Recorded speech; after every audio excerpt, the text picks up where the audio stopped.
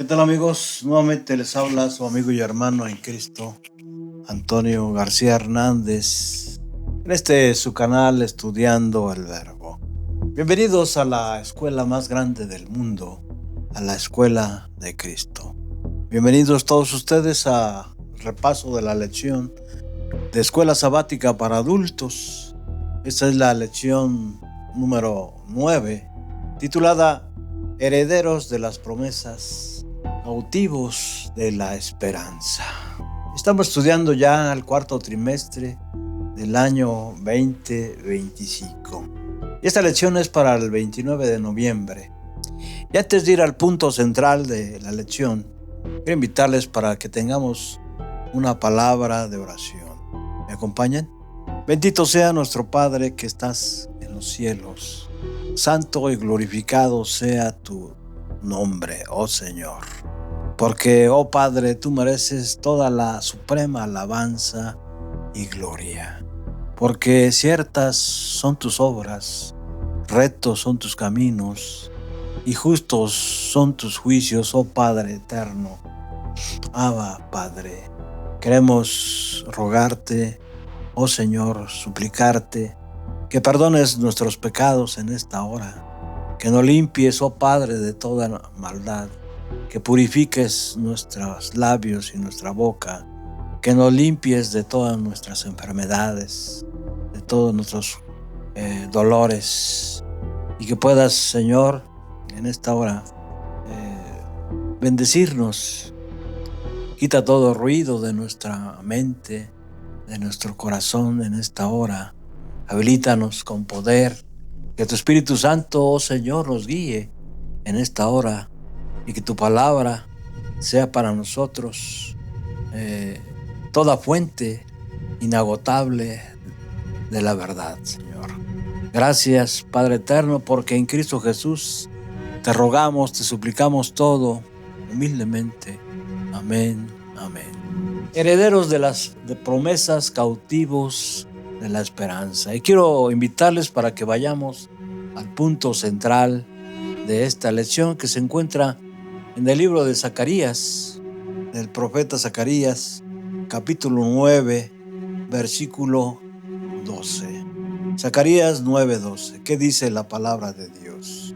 Volveos a la fortaleza, oh prisioneros de esperanza. Hoy también os anuncio que os restauraré el doble. Imaginémonos por un momento el río Jordán en la época de la cosecha, desbordado, con corrientes peligrosas de 3 a 4 metros de profundidad, imposible de cruzar. Ante esta barrera natural, Dios le ordena a Josué: cruza. Esta semana estudiaremos cómo el pueblo de Dios cruzó lo imposible, no por su fuerza, sino por la fidelidad de aquel que cumple todas y cada una de sus promesas. Y vamos al contexto de este tema, contexto de Josué, capítulos del 13 al 21, que contienen descripciones geográficas detalladas de la tierra prometida. Estas listas nos enseñan que la promesa de Dios era tangible y real. Dios la dio como regalo en cumplimiento de las promesas a Abraham, Isaac y Jacob. Pero los israelitas tuvieron que actuar con fe para hacer realidad esa promesa. Vamos a entrar entonces al primer punto de esta lección. Es el significado de ser herederos de la promesa.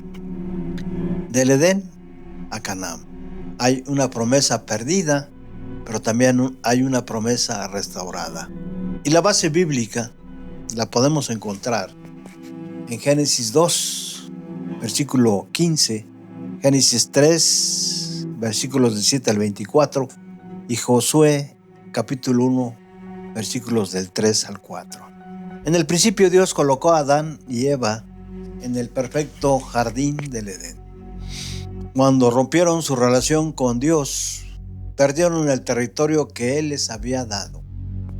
El Edén se convirtió en el símbolo de la vida abundante, reflejado luego en el tema de la tierra prometida. Leemos, por ejemplo, ahí en Josué, capítulo 1, versículo 3. ¿Qué dice la palabra de Dios? Yo les he entregado a ustedes todo lugar que pise la planta de su pie, tal como se lo prometí. ¿A quién? A Moisés. Y el espíritu de profecía, en la pluma inspirada de Elena G. de White, miren lo que dice: tener conocimiento de Canaán, cantar los cantos de Canaán, regocijarse en la perspectiva de entrar en Canaán, no trajo a los hijos de Israel a los viñedos y olivares de la tierra prometida. Podían hacer la suya, en verdad, solamente por ocupación, cumpliendo las condiciones, ejerciendo fe viva en Dios. Esto es el de Jurist, instructor de 17 de febrero de 1898. La tierra como don, no como derecho. Y la base bíblica de esta parte se encuentra en Levítico 25:23, Salmos 24:1 y Hebreos capítulo 11, versículos del 9 al 13.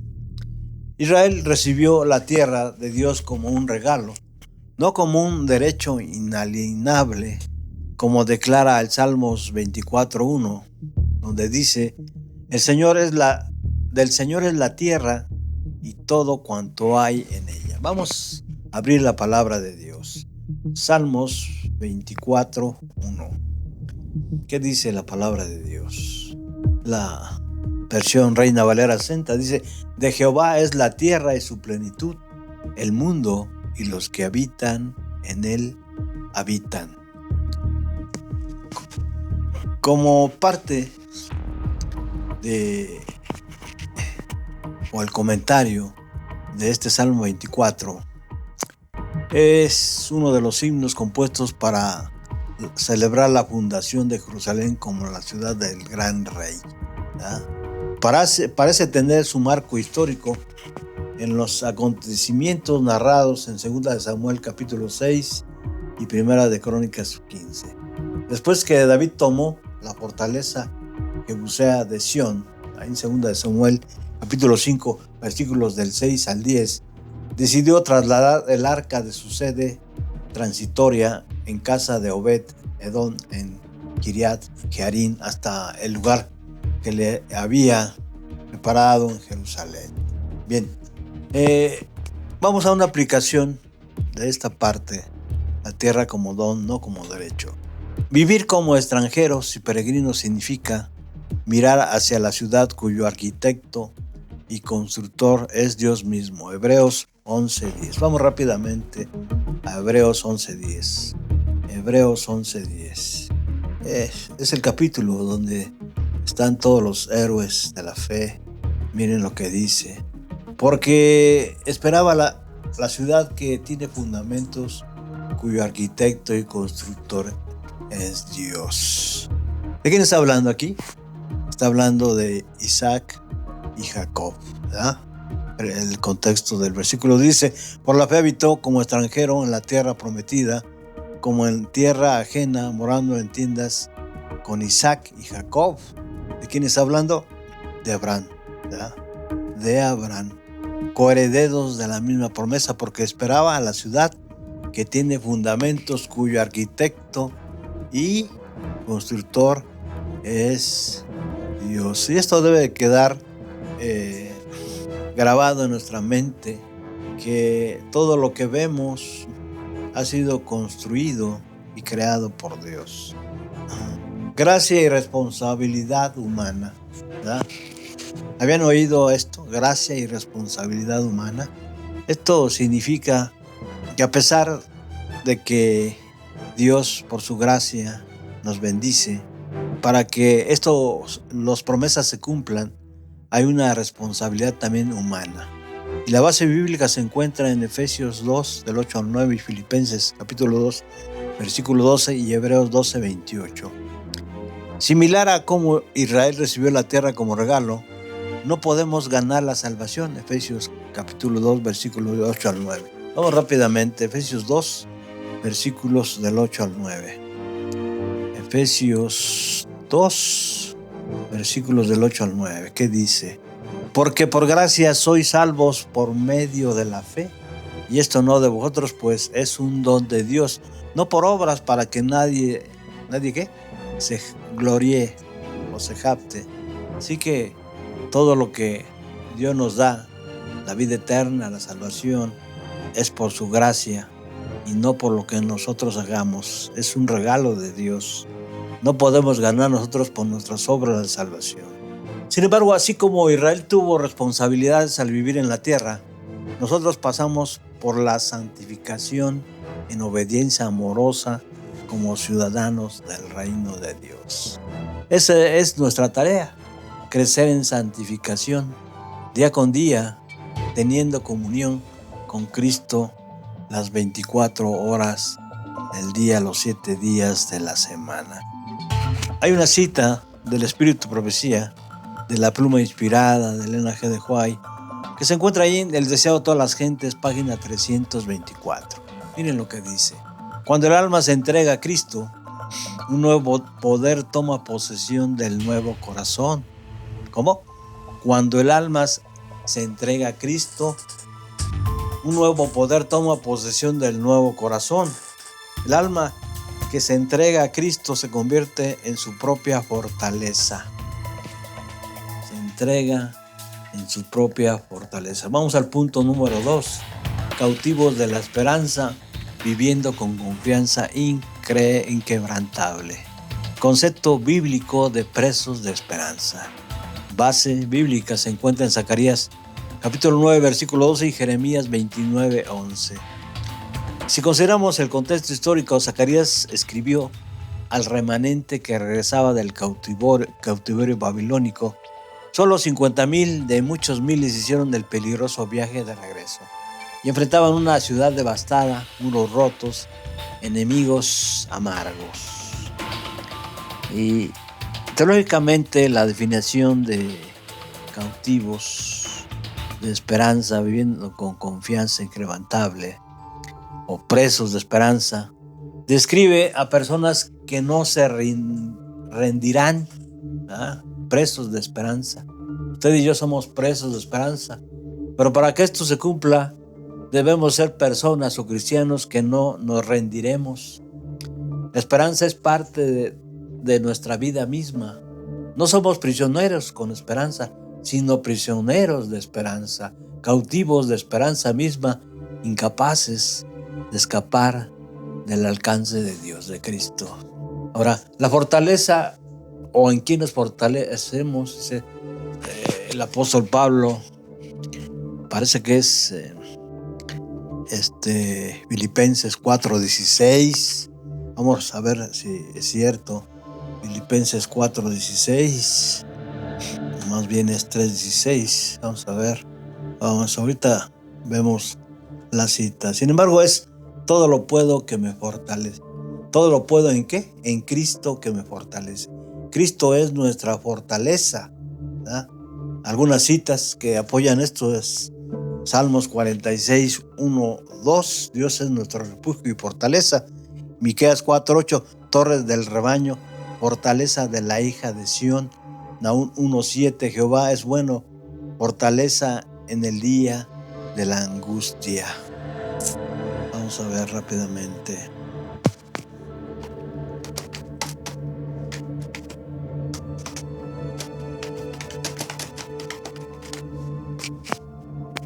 Filipenses 4:13. Vamos rápidamente para comprobar esto, ¿verdad? Así es, todo lo puedo en Cristo que me fortalece. Todo.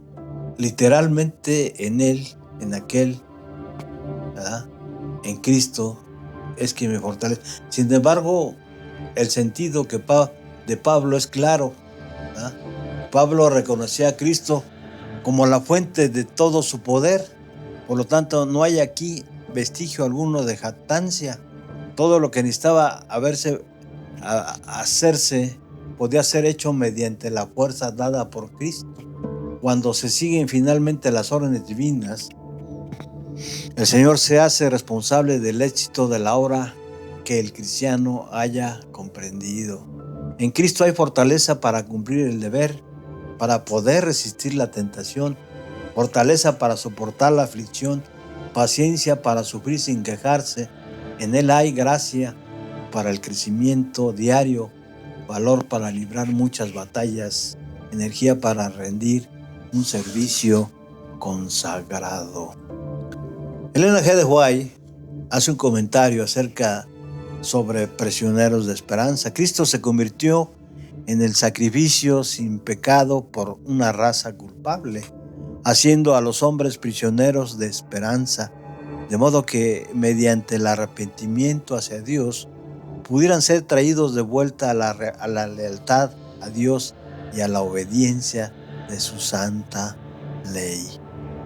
Reflejemos a Cristo, página 53. Ahora, también otro comentario del Espíritu Profecía sobre el derramamiento. El derramamiento del Espíritu en los días de los apóstoles fue la lluvia temprana y gloriosa, y glorioso fue el resultado. Pero la lluvia tardía será más abundante.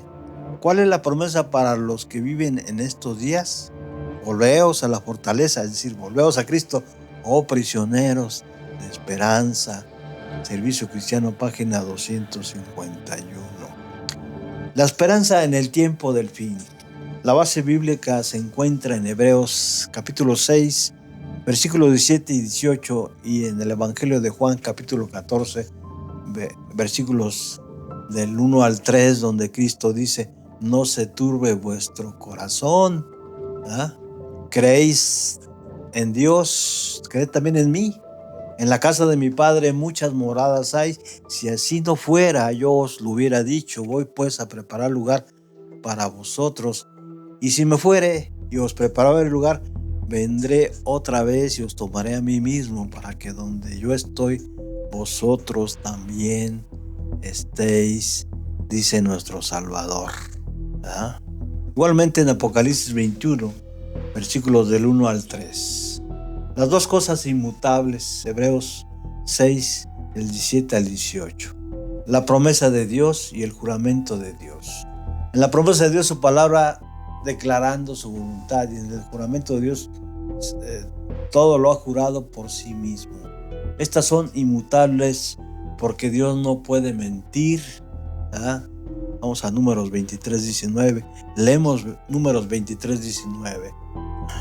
Vamos a la palabra de Dios, que dice: Dios no es hombre para que mienta, ni hijo de hombre para que se arrepienta. Él dijo y no hará, habló y no ejecutará. Dios siempre cumple cada una de sus promesas. Esta esperanza es ancla segura y firme para el alma, de acuerdo a Hebreos 6, versículo 19. Punto número 3, vamos rápidamente. El cruce del Jordán, fe activa en acción.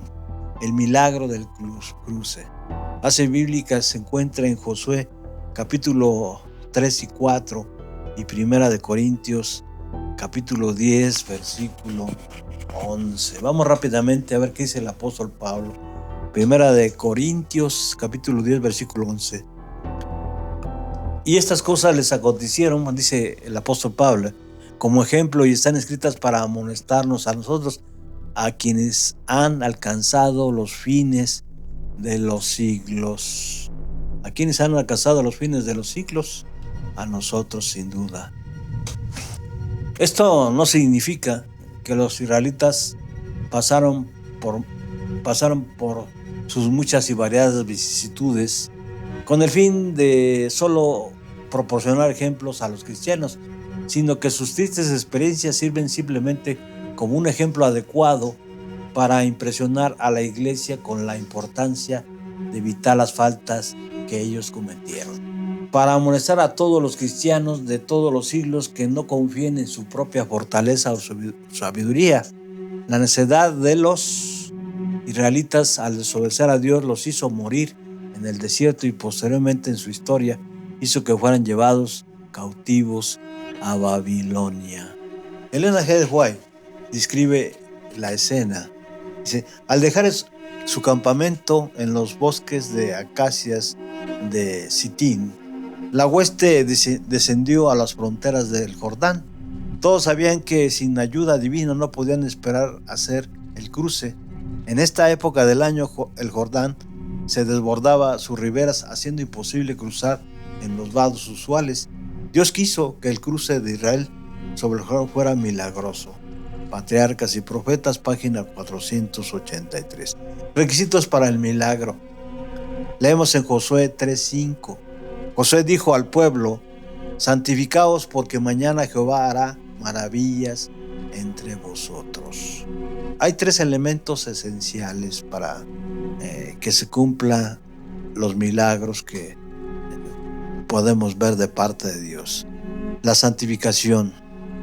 El pueblo debía santificarse y apartar de sus pecados.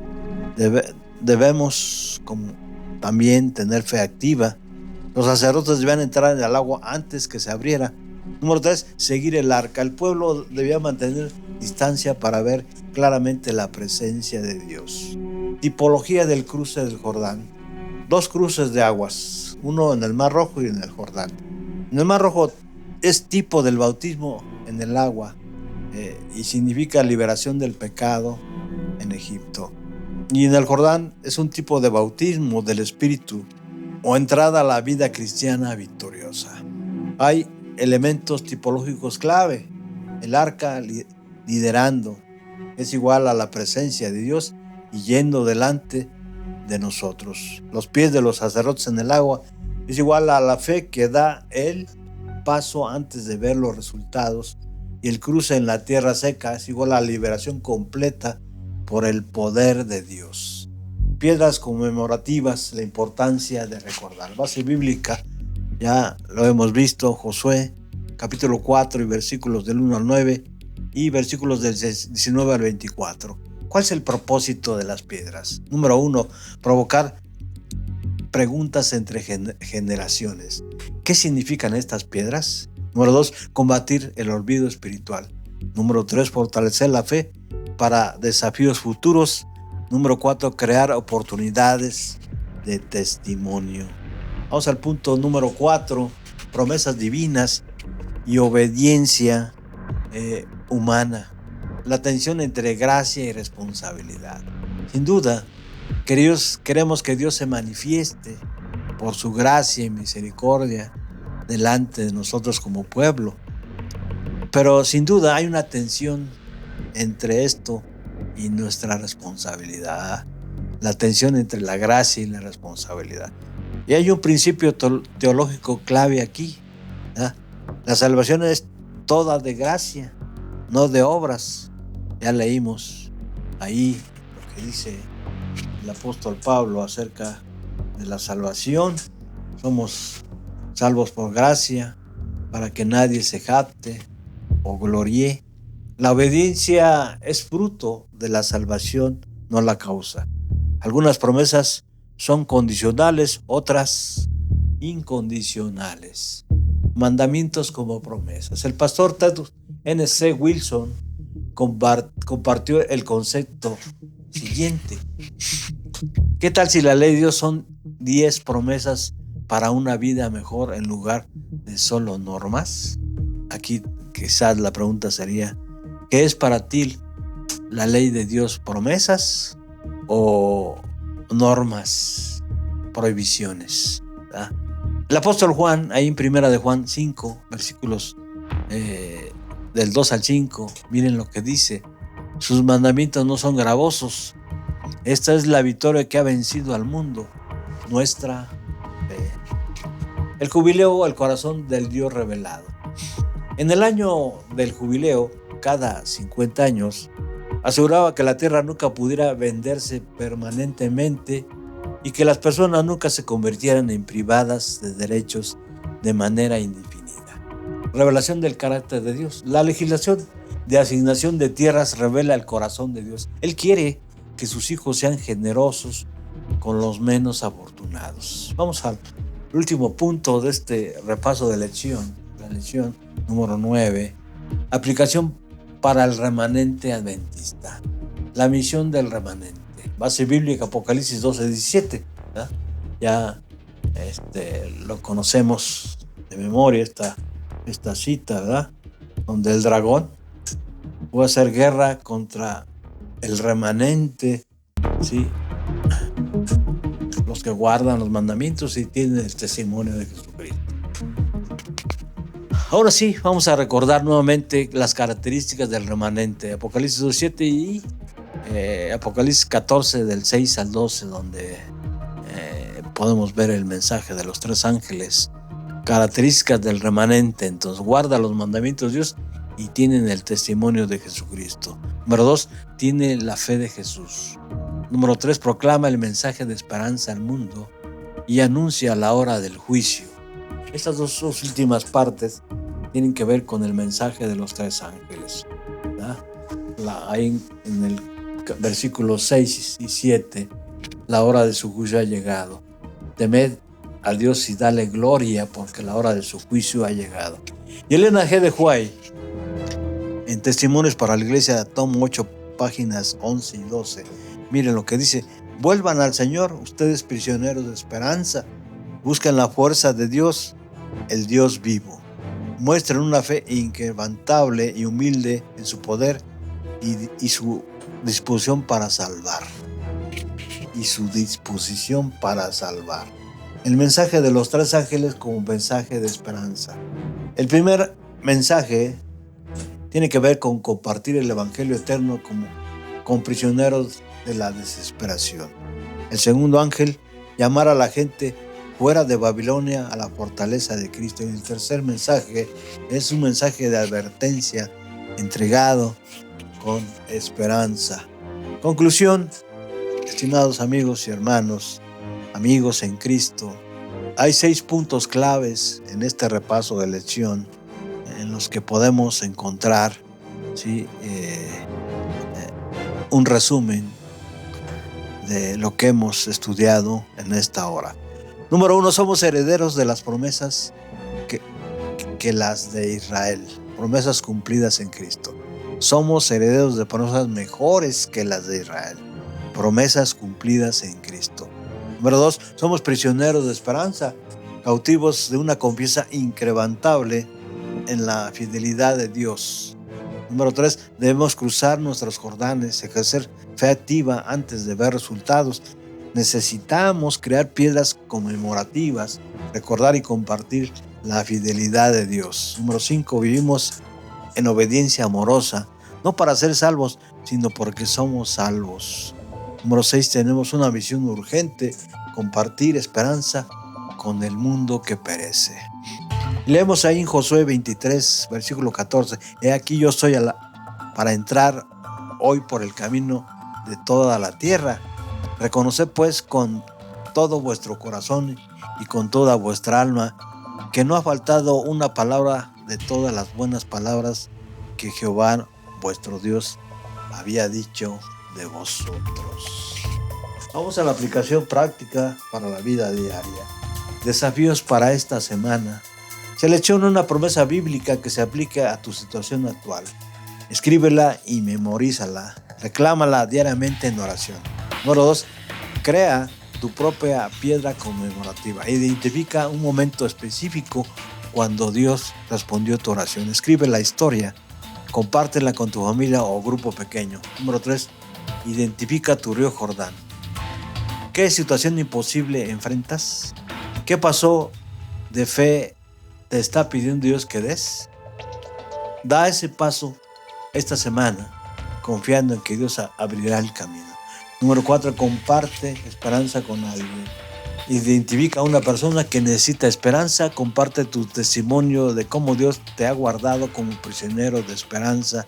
Invítala a estudiar la Biblia contigo. Número 5, practica el jubileo. ¿Hay alguien a quien puedas mostrar generosidad extraordinaria esta semana?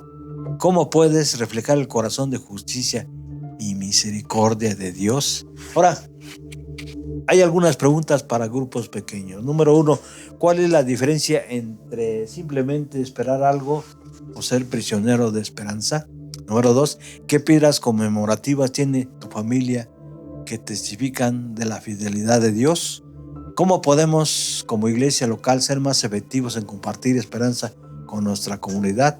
¿De qué manera la historia de Josué nos prepara para el tiempo del fin? ¿Qué promesas específicas de Dios necesitas reclamar hoy? Vamos a orar, estimados amigos y hermanos, para finalizar este repaso de lección. Padre Celestial, gracias porque no ha faltado ni una sola de tus buenas promesas. Te pedimos, te rogamos que nos hagas verdaderos prisioneros de esperanza, personas que no pueden escapar de tu alcance, de tu amor y fidelidad. Ayúdanos a dar nuestros pasos de fe, a crear monumentos de tu gracia y a compartir esta esperanza viva con un mundo que perece. En el nombre de nuestro Salvador, Cristo Jesús, para quien pedimos toda la honra, toda la gloria y toda la alabanza por los siglos de los siglos. Amén. Hasta pronto.